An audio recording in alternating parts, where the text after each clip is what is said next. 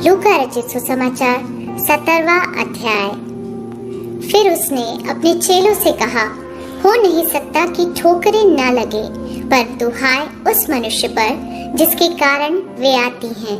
जो इन छोटों में से किसी एक को ठोकर खिलाता है, उसके लिए यह भला होता कि चक्की का पाट उसके गले में लटकाया जाता और वह समुद्र में डाल दिया जाता। सचेत रहो, यदि तेरा भाई अपराध करे तो उसे समझा, और यदि पछताए तो उसे क्षमा कर।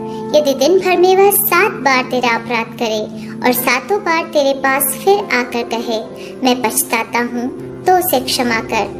तब प्रेरितों ने प्रभु से कहा, हमारा विश्वास बढ़ा। प्रभु ने कहा, यदि तुमको राई के दाने के बराबर भी विश्वास होता, तो तुम इस शहतूत के पेड़ से कहते कि जड़ से उखड़कर समुद्र में लग जा, तो वह तुम्हारी मान लेता। तुम में से ऐसा कौन है जिसका दास हल जोतता या भेड़ें चराता हो, और जब वह खेत से आए तो तू उससे कहे, तुरंत आकर भोजन करने बैठ, और यह न कहे, मेरा खाना तैयार कर, और जब तक मैं खाऊं पीऊं तब तक कमर बांधकर मेरी सेवा कर। इसके बाद तू भी खा पी लेना। क्या वह उस दास का एहसान मानेगा कि उसने वे ही काम किए जिसकी आज्ञा दी गई थी? इसी रीति से तुम भी जब उन सब कामों को कर चुको जिसकी आज्ञा तुम्हें दी गई थी, तो कहो, हम निकम्मे दास हैं। जो हमें करना चाहिए था, हमने केवल वही किया है। ऐसा हुआ कि वह यरूशलेम जाते हुए सामरिया और गलील के बीच से होकर जा रहा था।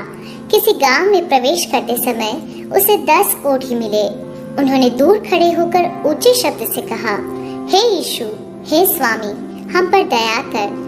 उसने उन्हें देखकर कहा, जाओ और अपने आप को याजकों को दिखाओ।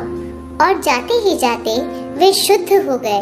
तब उनमें से एक यह देखकर कि मैं चंगा हो गया हूँ, ऊंचे शब्द से परमेश्वर की बड़ाई करता हुआ लौटा और यीशु के पांव पर मुंह के बल गिरकर उसका धन्यवाद करने लगा। और वह सामरी था। इस पर यीशु ने कहा, क्या 10 शुद्ध न हुए? तो फिर वे 9 कहाँ हैं? क्या इस परदेशी को छोड़ कोई और न निकला जो परमेश्वर की बड़ाई करता? तब उसने उससे कहा, उठकर चला जा, तेरे विश्वास ने तुझे चंगा किया है। जब फरीसियों ने उससे पूछा कि परमेश्वर का राज्य कब आएगा, तो उसने उनको उत्तर दिया, परमेश्वर का राज्य दृश्य रूप में नहीं आता, और लोग यह न कहेंगे, देखो यहाँ है या वहाँ है, क्योंकि देखो परमेश्वर का राज्य तुम्हारे बीच में है। फिर उसने चेलों से कहा, वे दिन आएंगे जिनमें तुम मनुष्य के पुत्र के दिनों में से एक दिन को देखना चाहोगे और नहीं देखने पाओगे। लोग तुमसे कहेंगे, देखो वहाँ है, या देखो यहाँ है, परंतु तुम चले न जाना और न उनके पीछे हो लेना। क्योंकि जैसे बिजली आकाश के एक छोर से कौंधकर आकाश के दूसरे छोर तक चमकती है, वैसे ही मनुष्य का पुत्र भी अपने दिन में प्रकट होगा। परंतु पहले अवश्य है कि वह बहुत दुख उठाए और इस युग के लोग उसे तुच्छ ठहराए। जैसा नूह के दिनों में हुआ था, वैसा ही मनुष्य के पुत्र के दिनों में भी होगा।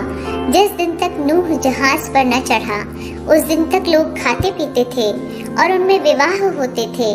तब जल प्रलय ने आकर उन सबको नष्ट किया।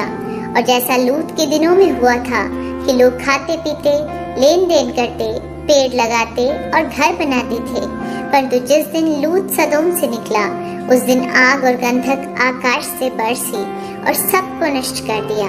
मनुष्य के पुत्र के प्रकट होने के दिन भी ऐसा ही होगा। उस दिन जो छत पर हो और उसका सामान घर में हो, वह उसे लेने को न उतरे, और वैसे ही जो खेत में हो वह पीछे न लौटे। लूत की पत्नी को स्मरण रखो। जो कोई अपना प्राण बचाना चाहे वह उसे खोएगा, और जो कोई उसे खोए वह उसे जीवित रखेगा। मैं तुमसे कहता हूँ, उस रात 2 मनुष्य एक खाट पर होंगे, एक ले लिया जाएगा और दूसरा छोड़ दिया जाएगा। 2 स्त्रियां एक साथ चक्की पीसती होंगी, एक ले ली जाएगी और दूसरी छोड़ दी जाएगी।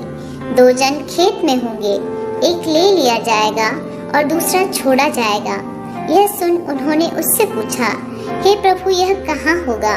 उसने उनसे कहा, जहाँ लोथ हैं वहाँ गिद्ध इकट्ठे होंगे।